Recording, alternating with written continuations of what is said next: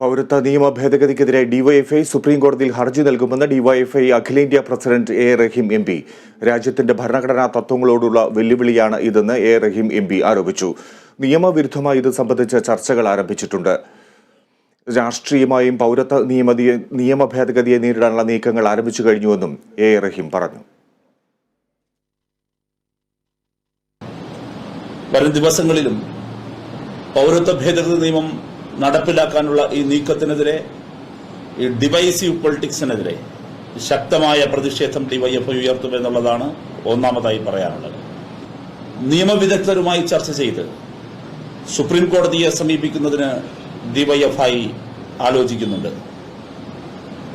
ഡൽഹിയിൽ ഇത് സംബന്ധിച്ച് നിയമവിദഗ്ധരുമായി ഞങ്ങൾ ചർച്ചകൾ ആരംഭിച്ചിട്ടുണ്ട്. ഇതിന്റെ നിയമപരമായി ഇതിനെ ചോദ്യം ചെയ്യുകയും പൊളിറ്റിക്കൽ ബാറ്റിലിന് പുറമെ തന്നെ ഒരു ലീഗൽ ബാറ്റിലിന്, ഒരു നിയമയുദ്ധത്തിലേക്ക് പോകാനുള്ള സാധ്യതകളെക്കുറിച്ച് ഞങ്ങൾ ആരാഞ്ഞു തുടങ്ങിയിട്ടുണ്ട്. ഡിവൈഎഫ്ഐ അത്തരത്തിൽ നിയമപരമായ പോരാട്ടത്തിനും ഇക്കാര്യത്തിൽ പ്രതിരോധം സൃഷ്ടിക്കാനും മുന്നിട്ടിറങ്ങും.